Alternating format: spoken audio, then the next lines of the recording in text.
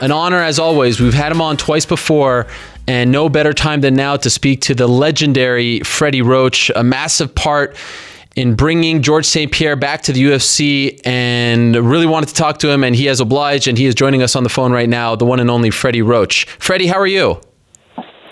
I'm doing fine. How about yourself? I'm doing great. I really appreciate you coming on. I know you're very busy, so thank you so much for the time.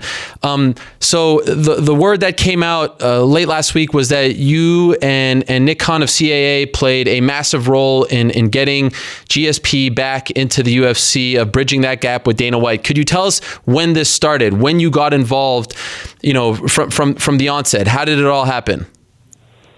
Well, just talking to George, and he's having problems with negotiating with Dana and UFC, and I mean, we're talking about issues of like maybe suing them at one point. I went through the Pacquiao case once where we had to sue a promoter, and it went really well, and I was kind of the star witness there.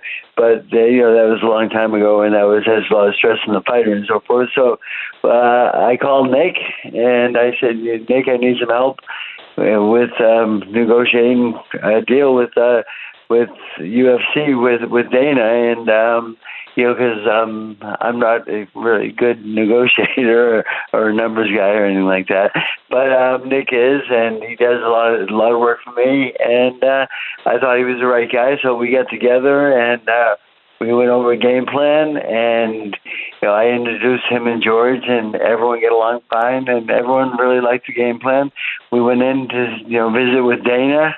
And Dana, again, being a Boston guy like myself, and the guy that moved to Las Vegas like I did, and at one point in my life, and so it worked really, really well. Dana was great, and we went to see him. We made arrangements. Me and Nick went twice to see him, and I think we ended up coming up with a really good plan and a good solution for George.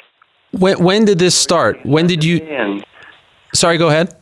We started that maybe a couple of months ago, and we did meet with George first, and I introduced him to Nick, and we all worked on the game plan together, and it worked out very well.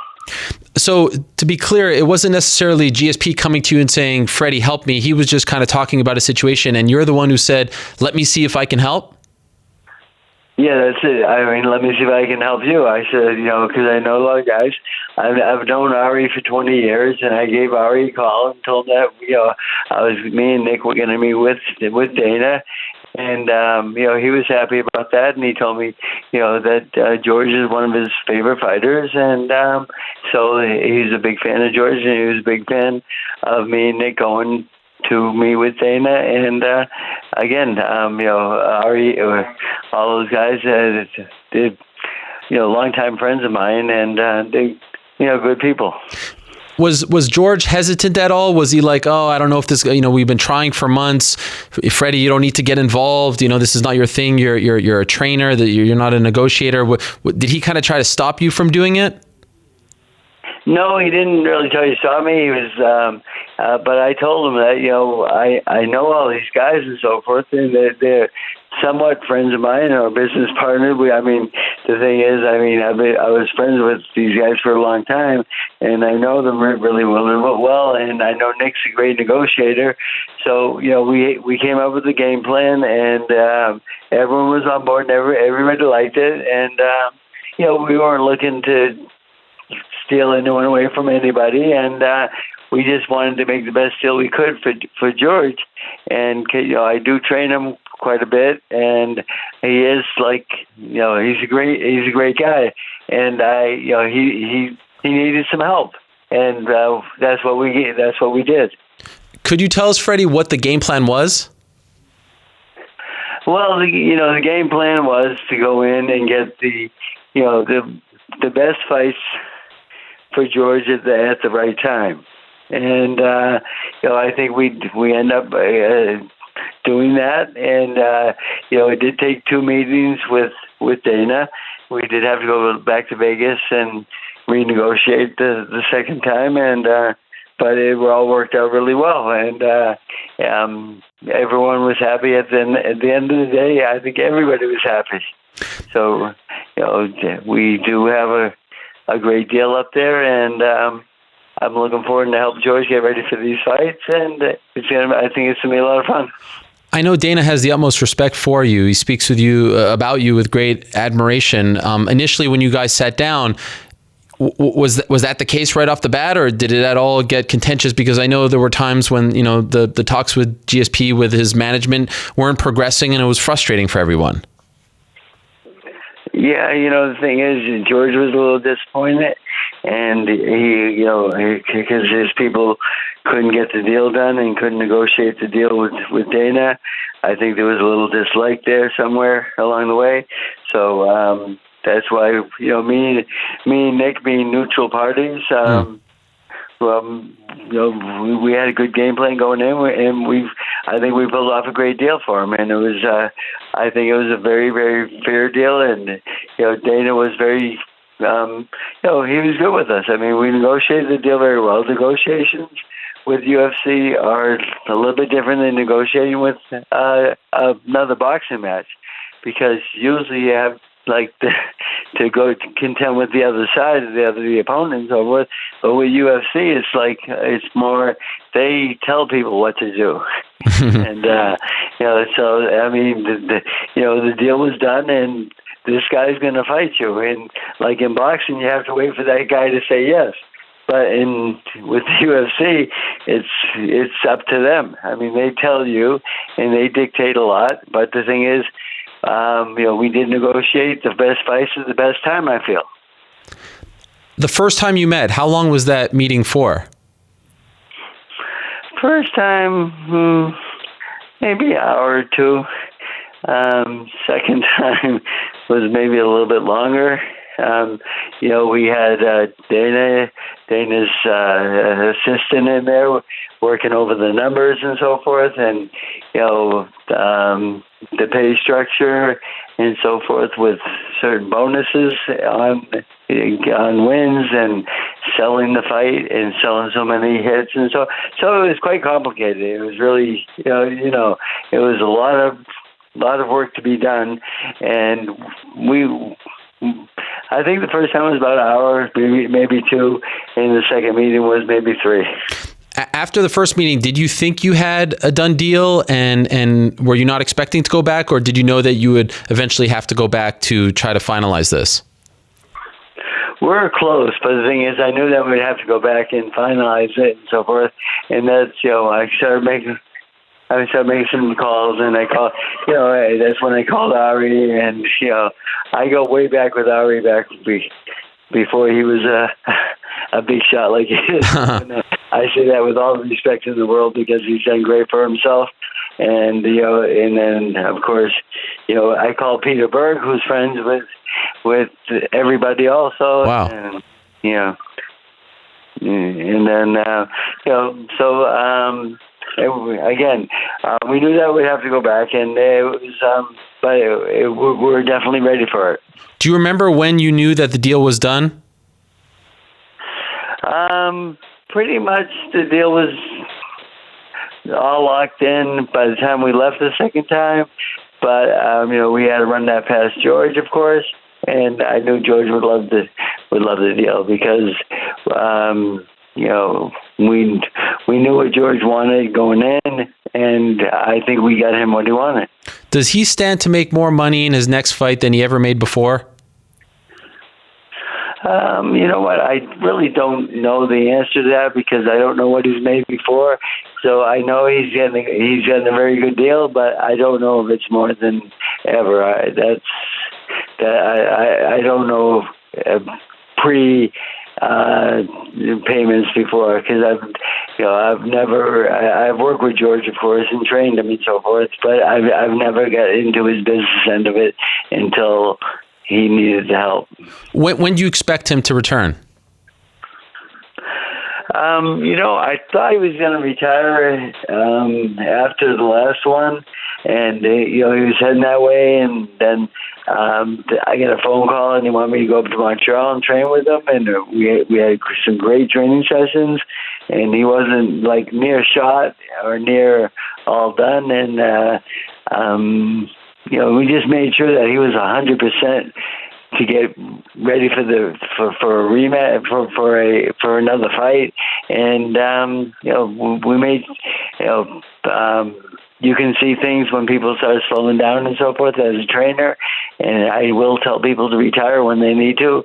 And at this point, I thought George had a lot more fights left in him, and that's why I went ahead with the whole deal. So did you have a heart-to-heart with him? Because from what I understand, it's not like he needs money, like he's on hard times. He just wants to fight again. And one of those rare guys who left on top and now just wants to come back because he loves it so much.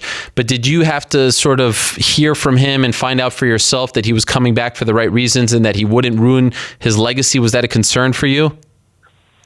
Of course, that was the biggest concern. I mean, the thing is, there's no sense in coming back just for money, and that wasn't the issue. The thing was he still wanted to fight, and he brought me up to Montreal to train with me to show me that he really meant it. And his work ethic was as great there as I've ever seen, and he does that great work ethic every day of his life. And once I was convinced that he can fight again and be very competitive at a very hard sport, I was completely on board. There's been some talk that he'll fight at either the 170-pound division for a belt or 185-pound division for the belt there. Do you have a preference which division he fights in, and do you have a preference in opponent? Well, the thing is, I pretty much, George told me and Nick what he wanted, and who would be first and so forth, and who would be the best fight at the right time. Again, so the thing is, we negotiated that. We talked that over, so we knew that going in. So Nick knew what to go after, and we get the right guy at the right time. Could you tell us who that is? Yeah. Not right now. I'm sorry, I can't. I understand. I had to ask. I'm sworn to secrecy. Fair enough. Is there a concern though to go right into a title fight as opposed, gone for 3.5 years? Why not ease your way into it? Well, the thing is, I don't really believe in that. To ease your way back into it is like, people ask me who's Manny Pacquiao going to fight next? And I hope Pacquiao fights the best guy out there because. For him to continue to box at the elite level, I think he belongs there, and I think that we can fight those fights.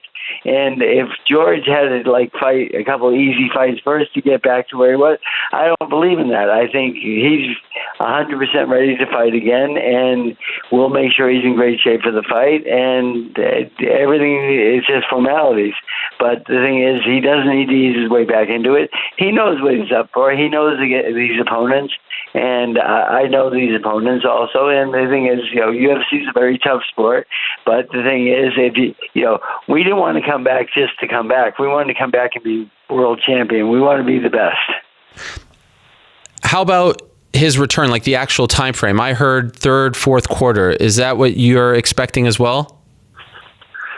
Yes, and it's again, it's getting hectic with my schedule with Pacquiao and Cotto, but nothing solid yet. But the thing is, once we make that deal, and once we start training with George, I will be in training camp 90% of the time for sure. Okay, wow. And do you expect to corner him as well? Yeah, I do. It'll be my first UFC fight, yes. Wow. What a huge deal that is going to be. That's amazing to hear. By the way, I would be remiss if I don't ask you about Floyd and Conor. Do you think that this fight is actually going to happen? Well, Floyd actually came to my gym and told me, Freddie, I hear that Conor had talked to you. And I said, no, he never has.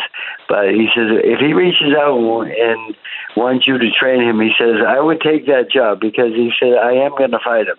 And he says, we can all make a lot of money. So according to Mayweather, yes. He told me he would fight him, and everything's pointing in that direction right now.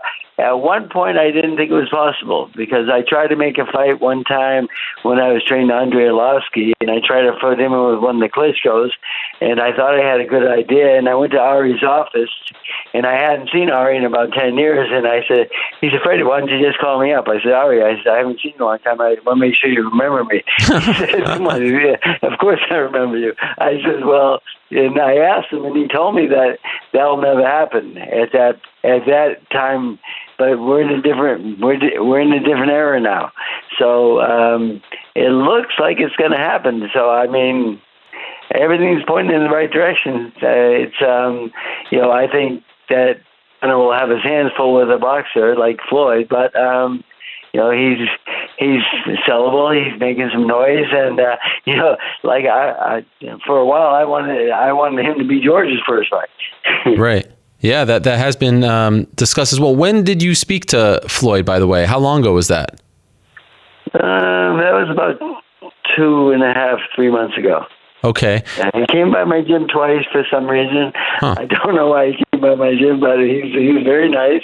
And we did have a good conversation, and he told me that he's retired and he's not going to fight again. So, but at that time, he said, but if Conor McGregor comes to the table, he says, that one I will fight. Huh. So, but as far as Manny Pacquiao-wise, I was leaning towards the rematch, he said that's not going to happen right now.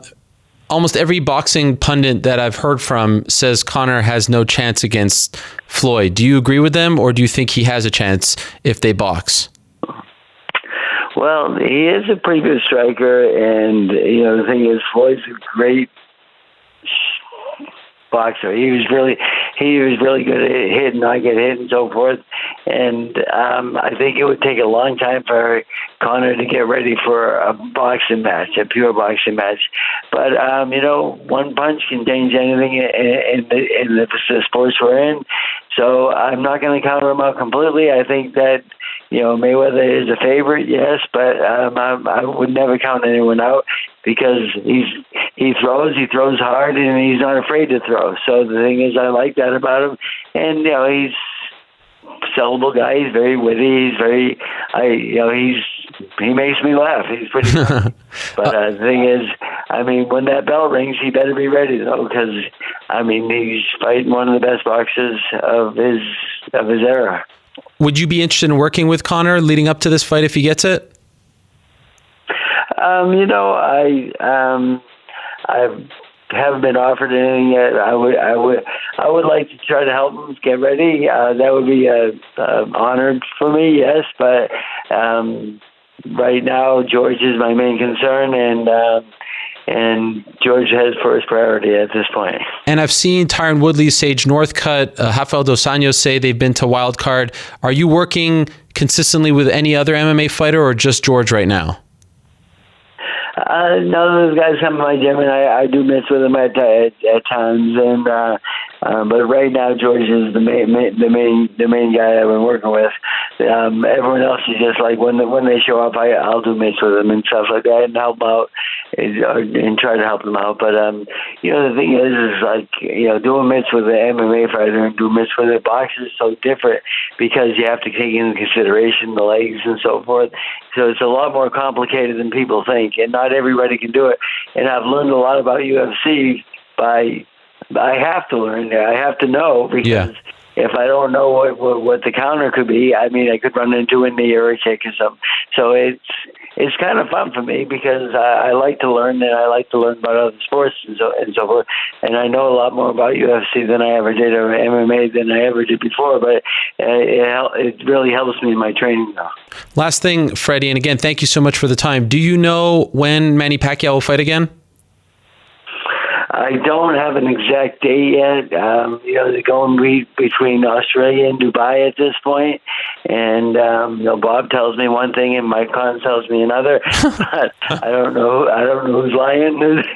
So I'm waiting. I don't know yet. I don't have an exact figure yet. But it looks like they're talking about April, May. What about opponent?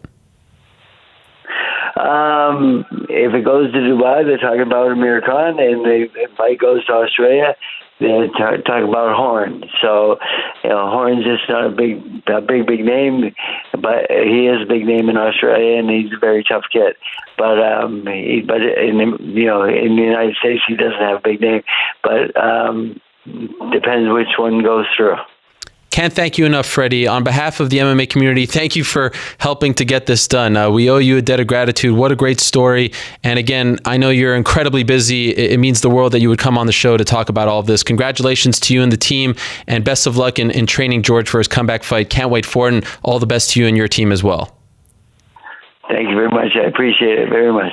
All right, there he is. Wow, how about that? Freddie Roach, a living legend. What an honor. How cool is that? Freddie Roach picking up the phone, calling up Dana White, calling up Ari Emanuel, saying, let's get the deal done. Let's make it happen. And in a matter of 2 visits, after months and months and months of stops and starts, on and off negotiations, they get it done. Freddie freaking Roach, how cool is that? And he says he's going to corner him in his return to the UFC. What a story. What a turn of events. What a gift for the UFC.